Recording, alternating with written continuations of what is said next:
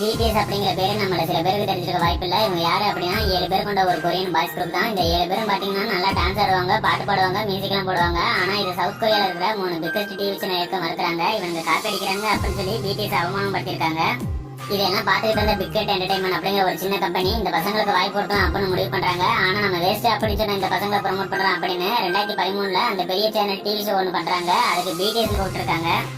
ஆனா அவங்க கூப்பிட்டது டிவி ஷோல வச்சு இவங்களை அவமானப்படுத்ததான். அவங்க லைவ்ல நீங்க 7 பேரும் பார்க்க ஒரே மாதிரி இருக்கீங்க, ஃபேஸ் சர்ஜரி பண்ணிருக்கீங்க அப்படின்னு நினைக்கிறோம். அது மட்டும் இல்ல உங்களோட முடியெல்லாம் பார்க்கும்போது பையனா அப்படிங்கறதே எங்களுக்கு டவுட்டா இருக்கு அப்படின்னு சொல்லி கேள்வி பண்ணிருக்காங்க. அது மட்டும் இல்லைங்க, ஆல்பம் சாங் ஒன்று பண்றதுக்கு ஒரு டிவி சேனல் போயிருக்காங்க. ஆனா அங்க வந்து எல்லாருக்கும் ரூம்ஸ் கொடுத்துருக்காங்க. ஆனா பிடிஎஸ் கிட்ட நீங்க போய் பாத்ரூம்ல டச் பண்ணிக்கோங்க அப்படின்னு சொல்லியிருக்காங்க. அதுக்கப்புறம் பூசான் மியூசிக் ஃபெஸ்டிவல்ல பெர்ஃபார்ம் பண்ண ஒரு சான்ஸ் கிடைக்குது. பட் அந்த நேரத்துல அவங்க டீம்ல இருந்த ஒருத்தருக்கு காயம் ஏற்பட்டதுனால அதை பெர்ஃபார்ம் பண்ண வேணாம் அப்படின்னு சொல்றாங்க. இருந்தாலும் பரவாயில்ல அப்படின்னு சொல்லி அவர் பெர்ஃபார்ம் பண்றாங்க. அப்ப அவங்க பண்ண அந்த ஒரு சாங் தான் அவங்க உலகத்துக்கே கட்டுச்சு.